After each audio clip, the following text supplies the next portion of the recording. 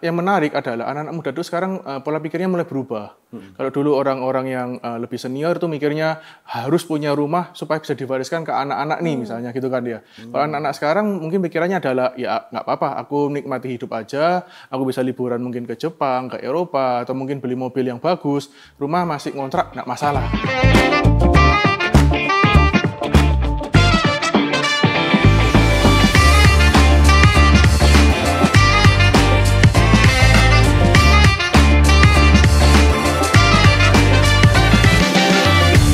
Halo semua, welcome to Marketplace Wisdom. Pada hari ini kita akan membicarakan satu hal yang benar-benar esensial, benar-benar mendasar untuk kehidupan kita. Apa itu? Sebenarnya adalah tentang investasi. Investasi ini bisa dibagi dua, investasi yang tangible dan investasi yang intangible. Tangible adalah investasi yang kelihatan secara fisik, seperti tanah, seperti rumah, seperti ruko, gudang, gitu ya, juga mungkin logam mulia dan lain-lain. Ada juga investasi yang intangible, investasi yang tidak kasat mata atau tidak kelihatan, seperti saham gitu ya, seperti paper aset, kripto dan lain-lain. Bagaimanapun kami ini sekarang berpikir seperti ini, investasi yang tangible itu sebenarnya adalah investasi yang bertahan selama berpuluh-puluh tahun atau sebenarnya bertahan selama berabad-abad. Buktinya properti bumi tambah lama nggak tambah banyak gitu ya Meti ya. Tapi ternyata harganya juga tambah lama tambah tinggi. Ya. Oleh karena itu yang mau kita bahas pada hari ini. Bagaimana masing-masing dari kita setelah mendengarkan sesi ini bisa punya satu mindset yang tajam dan bisa membuat satu keputusan yang bijaksana. Kita akan melakukan investasi ke depan seperti apa. Ya, setuju sekali. Dari awal sampai akhir video ini pastikan kalian nggak kemana-mana karena ada begitu banyak informasi yang akan disampaikan. Tapi sebelumnya jangan lupa untuk like, share, and subscribe channel ini karena ada begitu banyak informasi dan materi-materi penting di setiap episode-episode mendatang. Yes, oke. Sekarang kita bareng Bro Kennard gitu ya. Bro Kennard adalah CEO salah satu agent properti yang hits yang terkenal di Surabaya. Nah, pertanyaan saya adalah seperti ini. Mengapa sih akhirnya properti itu menjadi satu instrumen untuk investasi? Kalau kita ngomong properti, tadi sudah disinggung sama Ko Fandi, bumi itu nggak akan bertambah lagi, tanah itu nggak akan nambah gitu ya. Kita mau reklamasi pun juga itu membutuhkan dana yang besar juga dengan usaha yang luar biasa. Jadi tentunya tanah-tanah reklamasi pun juga nilainya tentu nggak akan semurah seharusnya gitu ya. Jadi ketika kita ngomong properti, karena limited supply, jadi mau nggak mau akan nilainya naik terus. Gitu. Nah sekarang bagaimana Bro Kennard ngerti juga ada kliennya kan bermacam-macam gitu ya. Betul. Ada klien dari orang-orang tua, ada anak-anak muda gitu. Nah trennya sebenarnya apakah sama orang-orang tua dengan anak-anak muda atau ada perbedaan, ada pergeseran? Sebenarnya silver liningnya sama kok. Semua orang masih butuh security di sandang pangan papan kan termasuk papan gitu ya kok ya. Tempat tinggal gitu ya. Tapi tetap yang menarik adalah anak-anak muda itu sekarang pola pikirnya mulai berubah. Kalau dulu orang-orang yang lebih senior tuh mikirnya harus punya rumah supaya bisa diwariskan ke anak-anak nih misalnya gitu kan dia. Kalau anak-anak sekarang mungkin pikirannya adalah ya nggak apa-apa, aku nikmati hidup aja, aku bisa liburan mungkin ke Jepang, ke Eropa, atau mungkin beli mobil yang bagus, rumah masih ngontrak nggak masalah. Nah sekarang ini jadi pembahasan kita gitu ya. Nah, sebenarnya untuk anak-anak muda atau orang-orang zaman sekarang ini mending sewa atau mending beli gitu ya. Beli pun apakah dengan installment, dengan KPR dan sebagainya. Seperti itu. Gimana Meti? Ini kan kayak dua generasi yang berbeda ya. Saya generasi yang X akhir gitu ya. Saya Meti yang mungkin lebih muda sedikit. Milenial gitu ya. Gimana Meti? Jadi ini memang jadi pertimbangan khususnya saya kalau mewakili generasi milenial ya. Ada banyak pertimbangan untuk investasi khususnya dalam hal rumah karena pasangan muda juga ya? Iya benar banget. Karena kedepannya ini kan kalau kita mau beli, let's say beli pakai KPR itu kan KPR-nya nggak 1-2 tahun, betul. Paling nggak 10 tahun ke atas gitu. Jadi ada banyak kekhawatiran gimana nih kalau terjadi sesuatu dalam usaha, kemudian nanti finansialnya nggak bisa menutupi biaya yang sudah harusnya ada setiap bulan. Jadi kalau bagi saya itu salah satu pertimbangan penting. Nah mungkin dari Ko Kennard sendiri ada pandangan apa nih buat khususnya yang generasi muda seperti saya ini ya yang ingin mempersiapkan masa depan, pengen punya investasi dalam hal rumah khususnya. Apa yang perlu dipersiapkan nih kalau memang keputusannya pengen beli atau ada encouragement apa dari Ko Kennard untuk benar-benar mewakili anak muda, pertanyaan banyak gitu ya. Pertimbangannya banyak gitu. Kalau dari saya sih yang penting harus disiplin finansial. Jadi kalau kita mungkin gitu ya, kalau bisa dihemat ya kita menghemat, kita bisa spend, kita bisa kalau bisa dikurangi spendingnya, misalnya hal-hal yang nggak perlu kita hemat dulu karena apa? Ya itu tadi kita tadi properti kan harganya nggak mungkin turun naik terus, jadi kita tentu akan ada biaya-biaya gitu ya. Dan kemudian juga untuk KPR misalnya kita ngomong KPR itu kan ada ketentuannya. Kalau orang sekarang ngomong 30%, tapi ternyata saya ngomong sama bank terakhir itu dari income itu 50% sudah bisa untuk digunakan sebagai KPR. Jadi kalau dulu kan harus ngomong sepertiga aja, nggak bisa sampai setengah. Sekarang udah bisa sampai 50% bisa. Jadi sebenarnya lebih mudah juga. Nah, tapi yang perlu diingat adalah apa? Ini yang banyak generasi muda sekarang ya, pakai pay later, pakai mungkin pinjol, itu ternyata mempengaruhi loh kalau kita di kredit bisa apa enggak. Jadi kalau KPR itu kita ada namanya slick checking, mungkin dulu taunya BI checking gitu ya, sekarang namanya slick checking. Itu kita dilihat, oh ada pinjamannya gimana. Nah 50% dari income tadi itu juga termasuk di pinjaman-pinjaman ini. Juga mungkin ada kredit motor atau apa lainnya, itu juga termasuk di total 50% ini. Nah kalau mungkin ngomong tentang pekerjaan yang takutnya nanti tiba-tiba masa depan kita nggak ada yang tahu, sebenarnya ada beberapa instrumen lain yang bisa digunakan, misalnya contoh asuransi. Asuransi kan ada juga asuransi tentang penyakit seperti itu, juga akhirnya membantu kita untuk lebih secure dalam itu. Kemudian kedua, ketika kita melakukan KPR, juga sebenarnya ada asuransi jiwa juga, di mana sebenarnya kita kan ya ngomong secara bisnis ya, secara angka, ketika nanti yang meng-KPR-in ternyata ada apa-apa sampai sudah dipanggil Tuhan gitu ya, ya akhirnya ini sudah dianggap lunas karena ada sisi asuransinya ini, seperti itu. I see. Nah, menurut Bro Kenneth, gimana caranya untuk anak-anak muda bisa cepat dapat rumah pertama? Apakah lewat sewa, apakah lewat KPR? Kalau sebenarnya mau cara yang paling singkat, paling mudah tentu sewa, karena kan biayanya juga lebih kecil, nggak perlu bayar PBB, nggak perlu bingung renovasinya, nggak perlu bingung nanti maintenance rumahnya gitu ya, itu paling gampang ya jelas sewa gitu ya. Tapi kembali kalau kita ngomong jangka panjang, kalau gaji, salary dibanding dengan harga kenaikan properti nggak akan bisa ngejar. Jadi kalau memang sekarang masih bisa, mungkin kalau dulu orang zaman dulu mikirnya lokasi properti ya. Kenyataannya sekarang lokasi yang bagus tentu harganya mahal. Sekarang gantinya apa? Akses. Kalau aksesnya bagus, kalau kita tahu future development-nya bagus, kita mungkin masih belum, harga orang di sana masih belum banyak yang tahu, kita bisa dulu beli di sana terlebih dahulu.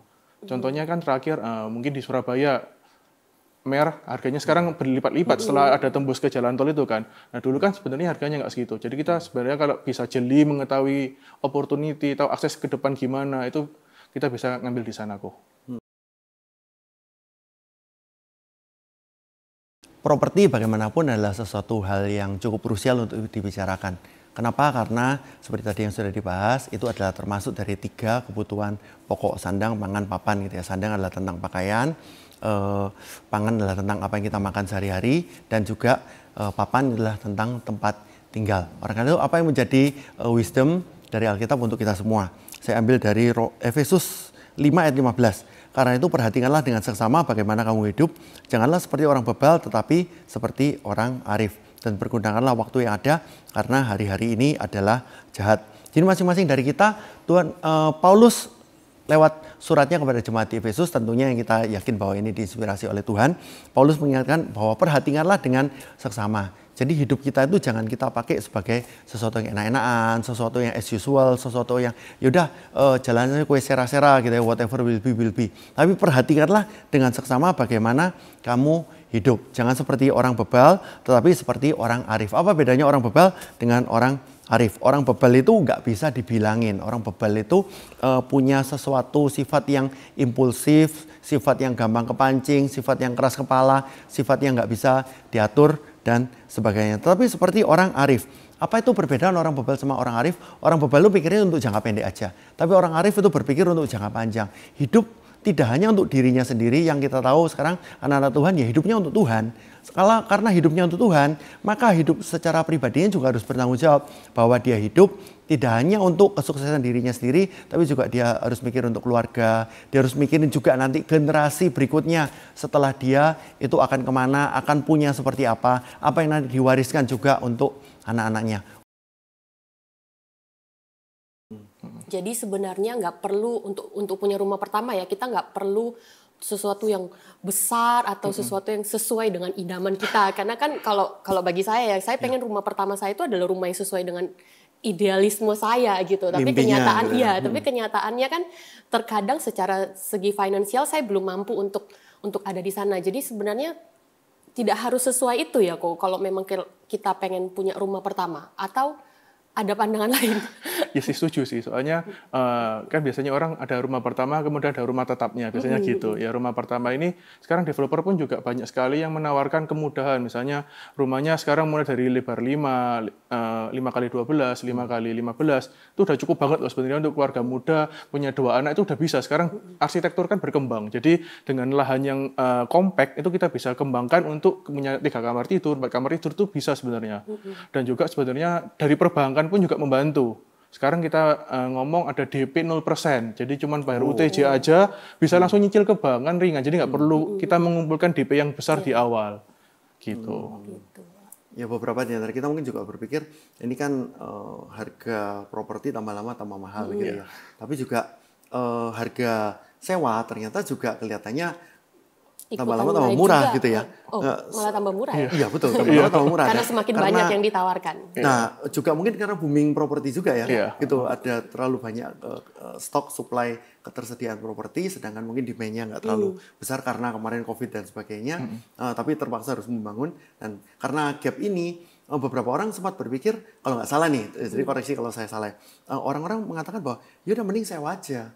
Gitu, sewa aja, ntar katakanlah selama 2 tahun atau 3 tahun, nanti setelah itu kalau udah bosen atau apa pindah, dapat properti yang baru lagi. Tetapi selisih dari uang sewa dengan yaitu yang kita namakan investasi, itu yang kita benar-benar investkan di apakah di ruko, apakah di gudang, atau yang akan menghasilkan income lagi atau profit lagi. Benar gitu ya, Bro? Iya, setuju kok. Banyak anak muda juga sekarang berpikirannya seperti itu.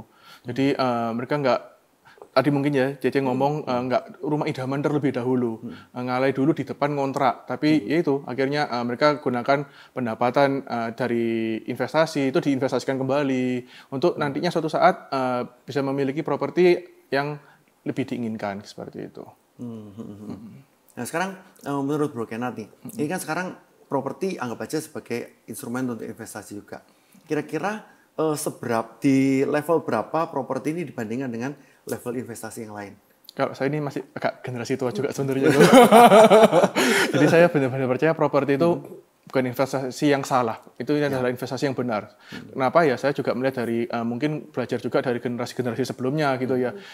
Mungkin kita lihat top orang terkaya di dunia juga banyak yang mainnya di properti gitu ya. Juga mungkin yang setahu saya di Surabaya, juga di Indonesia banyak yang larinya juga mungkin punya bisnis utama, kemudian lari merambah ke dunia properti.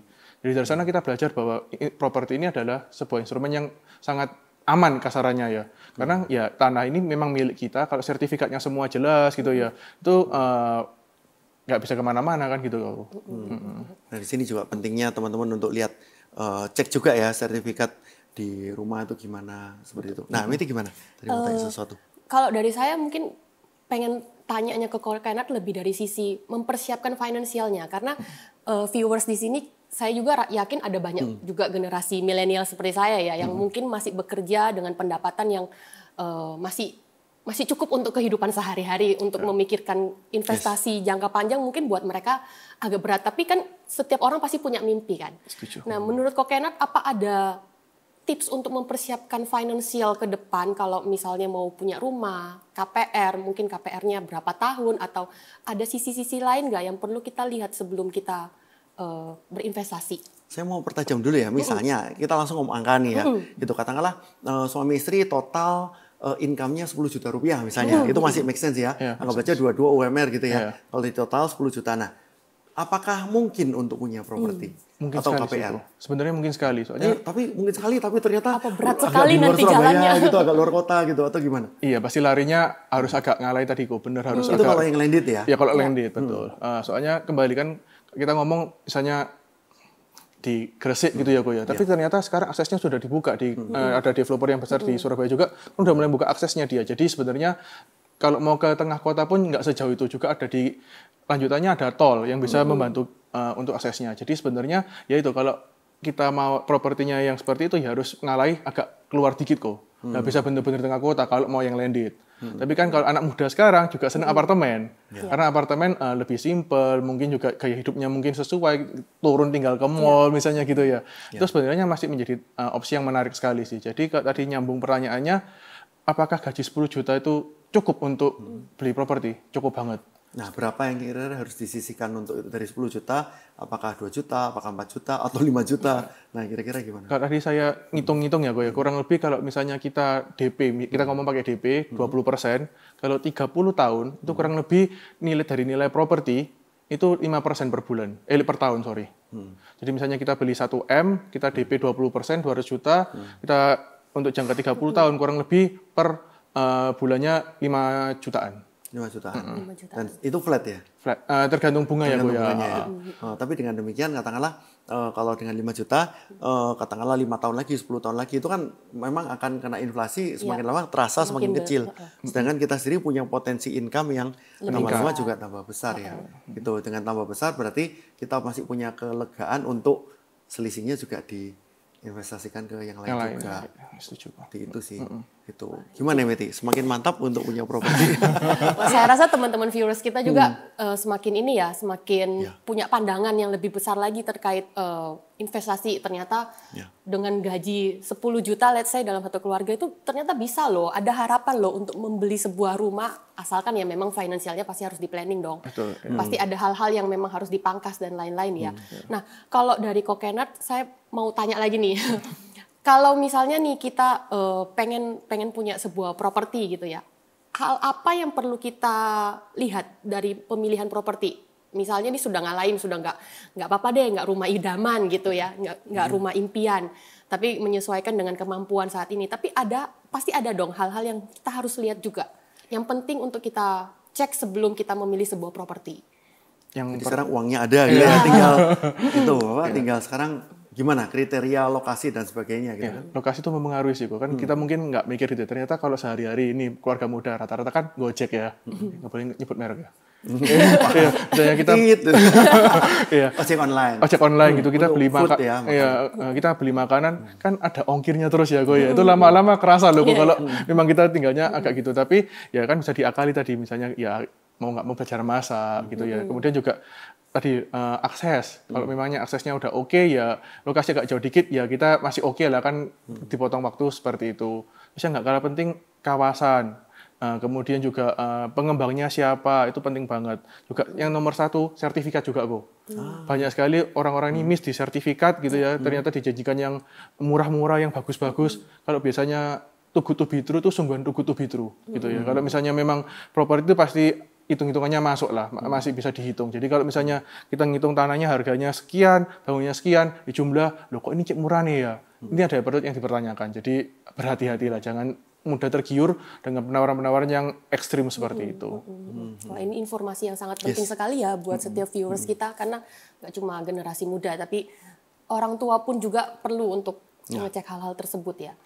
Saya mau tambahin, kalau nggak salah ya, biasanya kan harus ada 3 ya di lokasi yang dekat dengan 3 nih. Yang pertama sekolah, yang kedua pasar atau supermarket, yang ketiga adalah rumah sakit gitu ya. Jadi kalau ada apa-apa, akses ke 3 ini jadi cepat.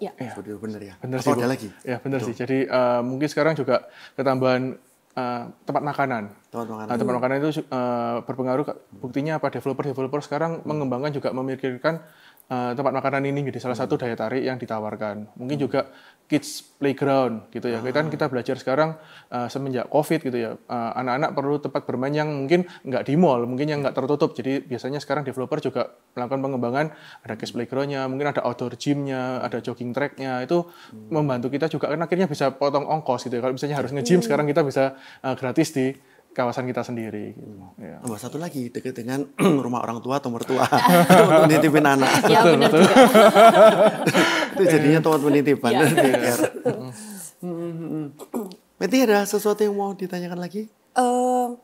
Kalau ini kok, ini balik lagi ya, kalau kita punya KPR gitu, mau mengajukan KPR. Misalnya di tengah jalan, ternyata KPR-nya macet gitu, atau tidak bisa diselesaikan. Nah, kan ini pasti ada juga terjadi kan case-nya nggak 1-2 lah, mungkin nggak terlalu banyak. Kalau kayak gitu itu kan biasanya dari omongan teman, dari apa gitu bisa membuat kita itu memilih, oh kalau gitu sudah kita sewa aja, nggak usah KPR. Nah kalau kayak gitu tuh ada encouragement apa kok bisa dilakukan untuk yang bisa diberikan untuk mungkin viewers yang lagi mengalami itu? Kalau saya sih percayanya setiap orang punya jalan hidupnya masing-masing gitu ya. Karena setiap orang kan masih punya jalannya sendiri. Jadi kalau orang ngomong apa ya itu jangan menjadi bebannya kita gitu ya. Jangan sampai omongan orang itu menginfluence diri kita. Jadi ya udah kita nggak usah dengerin omong orang. Jadi kita fokus ke cara menyelesaikannya aja. Jadi misalnya KPR macet, ya udah kita tanya ke bank opsi-opsi apa yang bisa saya lakukan untuk melunasi ini. Misalnya contoh, bisa di refinancing. Memang nanti akan ada biaya-biayanya, tapi per bulannya jadi lebih ringan. Misalnya seperti itu. Itu kan juga menjadi salah satu opsi. Jadi lebih baik kita fokus ke solusinya aja. Misalnya juga tadi mungkin gitu ya kita bisa minta tolong teman gitu ya untuk pinjaman sebentar atau seperti apa itu juga bisa, soalnya kan pelunasan di bank kalau misalnya KPR itu biasanya ada biaya lagi gitu ya, jadi tentunya kita siasati lagi dengan cara-cara yang bisa kita lakukan sih. Suatu hal yang sangat-sangat menarik, interesting kalau kita ngomongnya apakah kita mau sewa atau kita mau KPR atau kita mau beli rumah gitu ya. Pertimbangannya seperti tadi yang sudah dibahas gitu. Ada beberapa banyak, misalnya ternyata harga sekarang properti tambah lama tambah tinggi, terjangkau atau enggak, seperti itu. Nah, kalau kita memang punya satu plan yang jelas ke depan, tentunya kita bisa mengaturnya. Apalagi tadi juga udah dibahas, dan ternyata dengan katakanlah income total suami istri 10 juta, ternyata juga memungkinkan loh gitu. Tapi terkadang kita ini seringkali akhirnya mengorbankan untuk masa depan, untuk kenikmatan yang sekarang. Contoh misalnya kita bisa ngopi kekinian yang harganya mungkin sekarang 60.000 per cup gitu ya. Terus kita 30 hari berarti habis 1,8 juta per bulan. Sayang kan, mending kita bisa pakai itu untuk sesuatu yang investasi. Dalam hal ini mungkin kita bisa, apakah itu berupa sewa, tetapi kita juga mikirin tetap untuk investasi, dan juga ataukah kita untuk KPR. Perhatikanlah seksama, jangan seperti orang bebal, seperti orang arif. Dan pergunakanlah waktu yang ada, karena hari-hari ini adalah jahat. Saya melihat hari ini adalah jahat, memang kecenderungan manusia berbuat dosa tambah banyak. Tapi hari ini adalah jahat, maksudnya adalah apa? Adalah karena tuntutan-tuntutan dalam kehidupan kita terkadang menekan kita. Contohnya seperti apa? Contohnya seperti inflasi gitu. Kalau zaman dulu misalnya tahun 2000-an itu Rp1.000 itu bisa dapat styrofoam, bisa dapat nasi, bisa dapat potongan-potongan ayam, itu yang namanya ayam Hainan. Seperti itu. Tahun 2010 itu masih bisa dapat, cuman potongan ayamnya tambah dikit. Tapi sekarang ketika ini recording sekarang sedang berjalan 2024, Rp1.000 bisa dapat apa? Cuma dapat styrofoamnya doang. Nah, jadi oleh karena itu dengan hal seperti ini, hari-hari ini adalah jahat, tetapi Paulus sekali lagi encourage kepada kita, perhatikanlah dengan seksama bagaimana kamu hidup. Oleh karena itu, sekali lagi, bagaimana kita melihat ini sebagai satu instrumen investasi yang bijaksana, dan cobalah masuk ke dalam ini, coba hitung-hitung dengan baik, apa yang bisa kita hemat, sehingga pada akhirnya nanti, ketika nanti suatu saat kemudian, beberapa saat kemudian, atau ketika nanti suatu saat kekekalan Tuhan panggil kita pulang ke rumah Tuhan, kita minimal sudah bisa bertanggung jawab. Tuhan, thank you karena aku sudah mempertanggungjawabkan hidup saya dengan seperti ini, talenta misalnya bermusik lah, talenta memimpin lah, talenta apapun lah, bagaimana juga dalam pekerjaan, termasuk juga dalam hal keuangan, termasuk juga dalam hal investasi, kita bisa datang sama Tuhan, dan Tuhan akan bilang kepada kita, hai hambaku yang baik dan setia, kamu sudah melakukan suatu pekerjaan yang baik, mari masuk, ikutlah dalam kebahagiaan Tuhanmu. Dan itu doa kita semua. Tuhan Yesus memberkati. Berarti untuk tren ke depannya, kalau dari Kokenard, encouragement-nya ini apa nih buat para viewers? Lebih baik sewa atau lebih baik KPR rumah? Kalau dari saya sendiri sih disesuaikan saja dengan kemampuannya masing-masing. Buktinya apa? Nggak ada yang salah kok dengan sewa gitu ya. Perusahaan-perusahaan besar pun, kalau akhir-akhir ini saya lihat dari angka di perusahaan saya, banyak perusahaan-perusahaan besar pun juga sekarang larinya sewa. Kalau dulu mereka beli ruko, beli apa, mereka sekarang lebih prefer untuk sewa. Kenapa?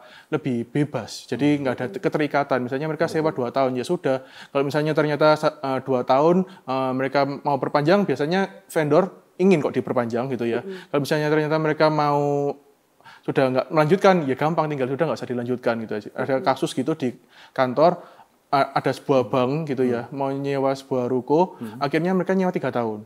Tapi ternyata cuma dipakai setahun. Ya sudah, enggak apa-apa. Mereka masih bisa dianggap itu sebagai biaya yang bisa diikhlaskan gitu lah. Daripada kalau misalnya kita harus beli ruko, ternyata mereka harus pindah, atau mereka ternyata mau ekspansi kan harus beli ruko sebelahnya nih. Kan lebih susah gitu ya. Jadi mereka lebih mudah untuk pindah, jadi lebih fleksibel. Gitu ya. Apalagi kan kehidupan kita mungkin anak-anak muda sekarang lebih dinamis ya kan, nggak harus ngantor. Jadi mungkin kegiatannya banyak di kafe. Jadi mungkin kadang pindah kerja juga lebih mudah gitu ya. Jadi untuk sewa itu menjadi opsi yang menarik buat orang-orang yang masih bebas gitu ya. Tapi kalau untuk orang-orang yang memang sudah secara finansial siap, udah secara finansial mereka sudah menata dengan baik gitu ya. KPR itu bukan menjadi pilihan yang jelek. Karena sebenarnya dengan KPR, bank itu juga sudah menilai mengakses propertinya. Artinya cenderung lebih aman dibanding kalau kita sendiri yang melakukan. Kenapa? Bank itu kan institusi resiko sebenarnya, manajemen resiko. Ya. Kalau mereka sudah mengecek kedalaman dari properti tersebut, mereka merasa ini aman, mereka meng-ACC, berarti harusnya aman. Jadi itu menjadi salah satu support buat kita juga gitu sih kok. Oh, ini kalau kita boleh highlight, ini jadi sesuatu pertimbangan-pertimbangan yang sangat-sangat komprehensif ya. Nanti teman-teman sendiri, memang kita nggak memberi satu kesimpulan yang gimana gitu ya. Nanti teman-teman sendiri yang memilih gitu, sesuai dengan karakter investasi Anda, sesuai dengan karakter kepribadian Anda juga. Anda bisa milih Anda lebih prefer sewa atau lebih prefer untuk KPR. Seperti itu gitu ya, Meti ya. Mungkin ada closing statement? Mungkin sebelum untuk memikirkan lebih lanjut mau KPR atau sewa, bisa juga melakukan sleep checking terlebih dahulu ke orang bank, jadi tahu credit score saya seperti apa. Kadang-kadang kita nggak sadar, oh ternyata KTP saya dulu pernah dipinjem nih sama saudara saya untuk KKB. Ternyata saudara saya macet, nggak melakukan pembayaran. Yang kena tetap kita, kan nama kita yang dipinjam. Jadi kan bank kan nggak mau tahu siapa yang bayar. Ya itu bisa juga yang penting credit score dulu. Jadi kalau misalnya memang sudah oke, itu menjadi salah satu pertimbangan utama kita mau KPR atau sewa. Karena ini juga sekaligus mengingatkan ya, kalau kartu identitas kita jangan mudah untuk dipinjamkan ke siapa aja, karena kelihatannya silly ya, tapi ternyata saya ketika di marketplace gitu, kita ngelihat banyak kejadian. Iya dipinjam sama kakak saya, iya dipinjam sama ini. Oh iya ini kapan hari pinjol pakai nama saya nggak nerima duitnya loh, saya nggak nikmati duitnya.